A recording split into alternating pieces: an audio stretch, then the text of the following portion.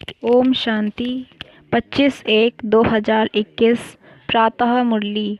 बाप दादा मधुबन।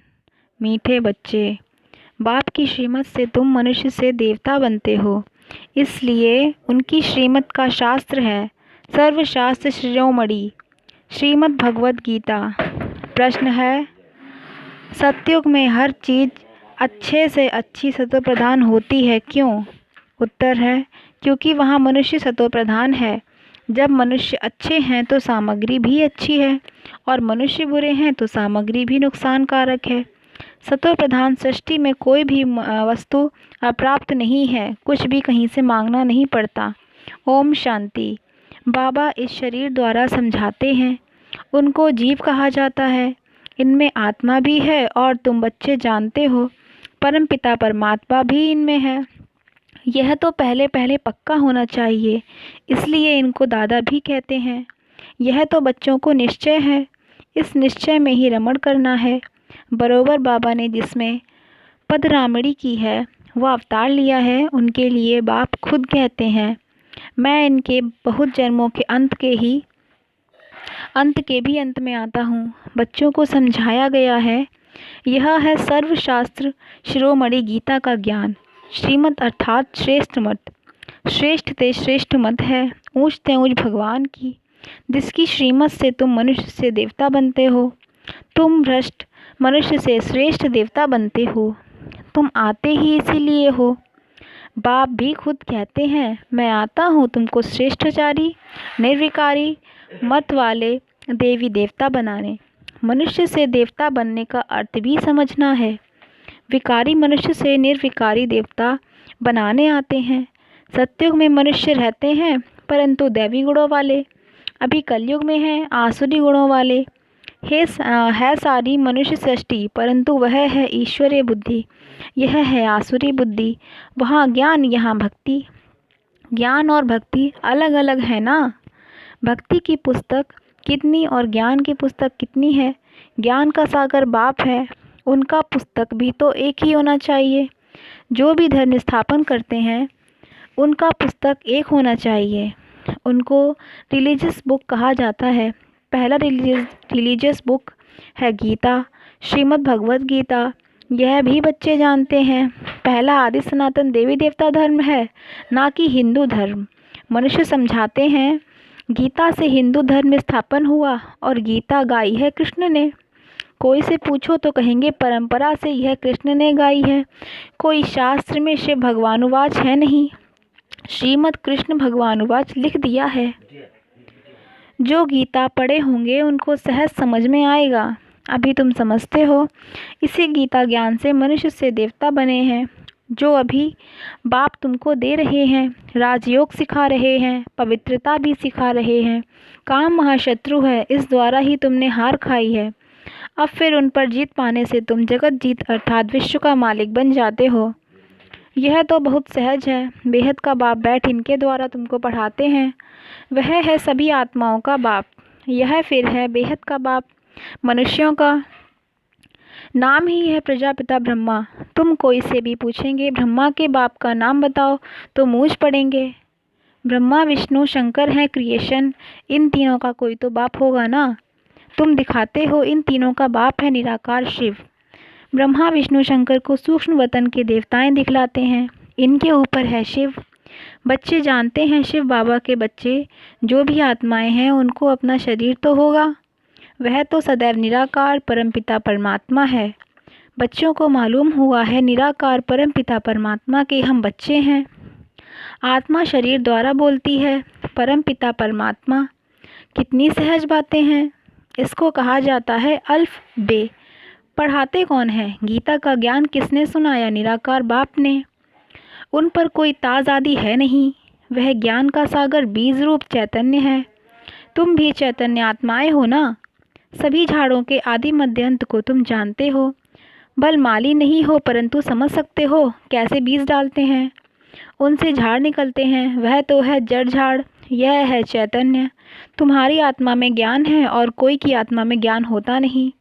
बाप चैतन्य मनुष्य सृष्टि का बीज रूप है, तो झाड़ भी मनुष्य का होगा। यह है चैतन्य क्रिएशन। बीज और क्रिएशन में फ़र्क तो है ना।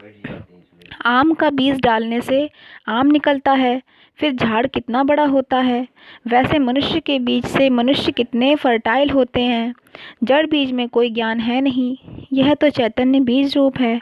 उनमें सारे सृष्टि रूपी झाड़ का ज्ञान है कि कैसे उत्पत्ति, पालना और विनाश होता है। यह बहुत बड़ा झाड़ खलास हो, फिर दूसरा नया झाड़ कैसे खड़ा होता है। यह है गुप्त। तुमको ज्ञान भी गुप्त मिलता है, बाप भी गुप्त आए हैं। तुम जानते हो यह कलम लग रहा है, अभी तो सब पतित बन गए हैं। अच्छा, बीज से पहले पहले नंबर में जो पत्ता निकला वह कौन था? सतयुग का पहला पत्ता तो कृष्ण को ही कहेंगे, लक्ष्मी नारायण को नहीं। नया पत्ता छोटा होता है, पीछे बड़ा होता है, तो इस बीज की कितनी महिमा है। यह तो चैतन्य है ना। फिर पत्ते भी निकलते हैं, उन्हों की महिमा तो होती है। अभी तुम देवी देवता बन रहे हो, दैवी गुण धारण कर रहे हो। मूल बात ही यह है कि हमको दैवी गुण धारण करने हैं, इन जैसा बनना है।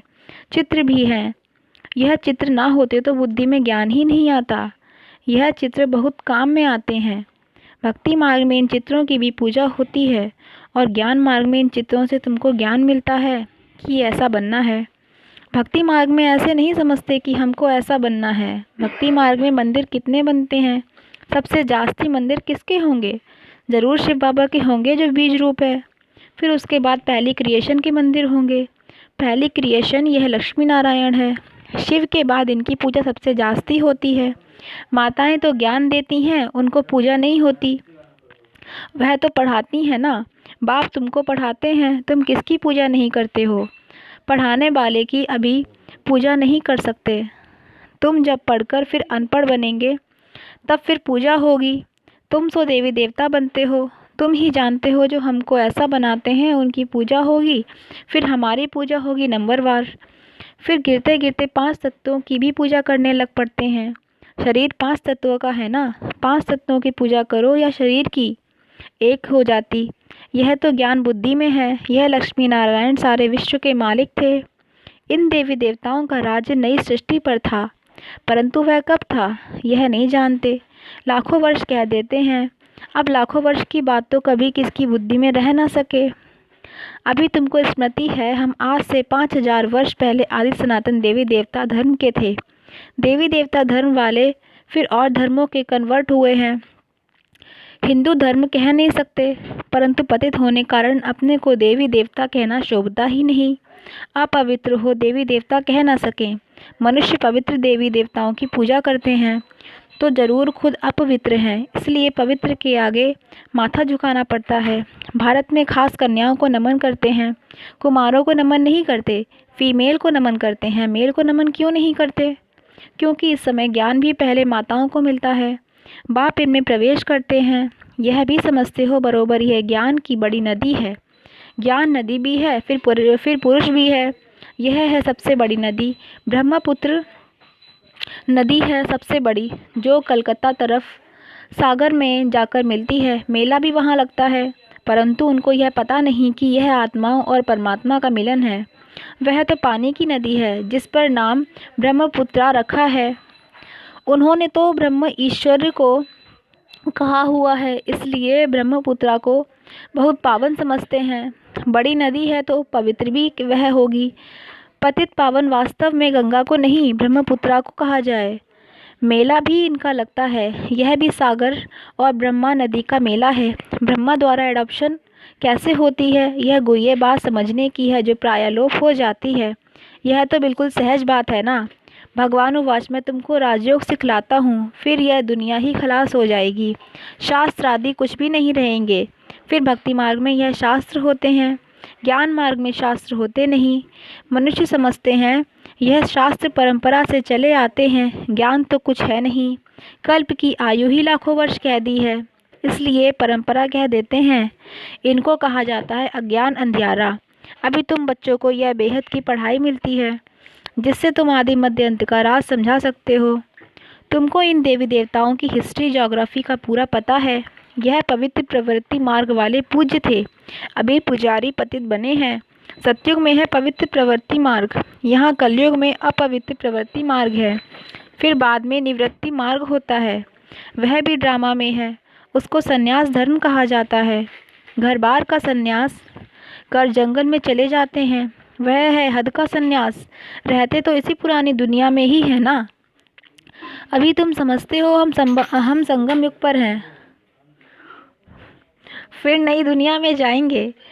तुमको तिथि तारीख सेकंड सहित सब मालूम है। वह लोग तो कल्प की आयु ही लाखों वर्ष कह देते हैं, इनका पूरा हिसाब निकाल दे सकते हैं। लाखों वर्ष की तो बात कोई याद भी ना कर सके। अभी तुम समझते हो बाप क्या है, कैसे आते हैं, क्या कर्तव्य करते हैं। तुम सबके ऑक्यूपेशन को, जन्म पत्री को जानते हो। बाकी झाड़ के पत्ते तो ढेर होते हैं, वह गिनती थोड़े ही कर सकते हैं। इस बेहद सृष्टि रूपी झाड़ के कितने पत्ते हैं? 5000 वर्ष में इतने करोड़ हैं, तो लाखों वर्ष में कितने अनगिनत मनुष्य हो जाएं। भक्ति मार्ग में दिखाते हैं, लिखा हुआ है सतयुग इतने वर्ष का है, त्रेता इतने वर्ष का, द्वापर इतने का। तो बाप बैठ तुम बच्चों को यह सब राज समझाते हैं। आम का बीज देखने से आम का झाड़ सामने आएगा ना। अभी मनुष्य सृष्टि का बीज रूप तुम्हारे सामने है। तुमको बैठ झाड़ का राज समझाते हैं, क्योंकि चैतन्य है। बताते हैं हमारा यह उल्टा झाड़ है। तुम समझा सकते हो, जो भी इस दुनिया में है जड़ व चैतन्य हूबहू रिपीट होंगे। अभी कितना बुद्धि को पाते रहते हैं, सतयुग में इतना हो नहीं सकता। कहते हैं फलानी चीज़ ऑस्ट्रेलिया से, जापान से आई। सतयुग में ऑस्ट्रेलिया जापान आदि थोड़े ही थे। ड्रामा अनुसार वहाँ की चीज़ यहाँ आती है। पहले अमेरिका से गेहूँ आते थे, सतयुग में कहाँ से आएंगे, थोड़े ही। वहाँ तो है ही एक धर्म, सब चीज़ें भरपूर रहती हैं। यहाँ धर्म वृद्धि को पाते रहते हैं, तो उनके साथ सब चीज़ें कम हो जाती हैं। सतयुग में कहाँ से मंगाते नहीं हैं, अभी तो देखो कहाँ कहाँ से मंगाते हैं। मनुष्य पीछे वृद्धि को पाते गए हैं। सतयुग में तो अप्राप्त कोई वस्तु होती नहीं। वहाँ की हर चीज़ सत्व प्रधान बहुत अच्छी होती है। मनुष्य ही सत्व प्रधान है। मनुष्य अच्छे हैं तो सामग्री भी अच्छी है, मनुष्य बुरे हैं तो सामग्री भी नुकसानकारक है। साइंस की मुख्य चीज़ है एटॉमिक बॉम्ब्स, जिससे इतना सारा विनाश होता है। कैसे बनाते होंगे? बनाने वाले आत्मा में पहले से ही ड्रामा अनुसार ज्ञान होगा। जब समय आता है तब उनमें वह ज्ञान आता है, जिससे सेंस होगी। वही काम करेंगे और दूसरे को सिखाएंगे। कल्प कल्प जो पाठ बजाया है वही बजता रहता है। अभी तुम कितने नॉलेजफुल बनते हो, इनसे जास्ती नॉलेज होती नहीं। तुम इस नॉलेज से देवता बन जाते हो। इससे ऊंच कोई नॉलेज है नहीं। वह है माया की नॉलेज, जिससे विनाश होता है। वह लोग साइंटिस्ट मून में जाते हैं, खोजते हैं। तुम्हारे लिए कोई नई बात नहीं। यह सब माया का पॉम्प है। बहुत शो करते हैं, अति डीपनेस में जाते हैं, बहुत बुद्धि को लड़ाते हैं। कुछ कमाल कर दिखावें। बहुत कमाल करने से फिर नुकसान हो जाता है। क्या क्या बनाते रहते हैं।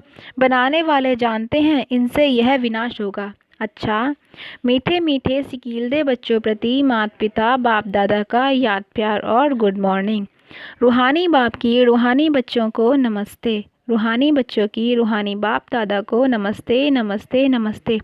धारणा के लिए मुख्य सार है, पहली पॉइंट, गुप्त ज्ञान का सिमरण कर हर्षित रहना है। देवताओं के चित्रों को सामने देखते उन्हें नमन वंदन करने के बजाय उन जैसा बनने के लिए दैवी गुण धारण करने हैं। दूसरी पॉइंट है, सृष्टि के बीज रूप बाप और उनकी चैतन्य क्रिएशन को समझ नॉलेजफुल बनना है। इस नॉलेज से बढ़कर और कोई नॉलेज हो नहीं सकती। इसी नशे में रहना है। वरदान है, जिम्मेवारी संभालते हुए आकारी और निराकारी स्थिति के अभ्यास द्वारा साक्षात मूर्त भव। विस्तार है, जैसे साकार रूप में इतनी बड़ी जिम्मेदारी होते हुए भी आकारी और निराकारी स्थिति का अनुभव कराते रहे, ऐसे फॉलो फादर करो। साकार रूप में फरिश्तेपन की अनुभूति कराओ। कोई कितना भी अशांत व बेचैन घबराया हुआ आपके सामने आए, लेकिन आपकी एक दृष्टि वृत्ति और स्मृति की शक्ति उनको बिल्कुल शांत कर दे। व्यक्त भाव में आए और अव्यक्त स्थिति का अनुभव करे, तब कहेंगे साक्षात मूर्त। स्लोगन है, जो सच्चे रहम दिल हैं उन्हें दे व दे अभिमान की आकर्षण हो नहीं सकती। ओम शांति। Thank you for watching my video. Please like, share and subscribe my channel.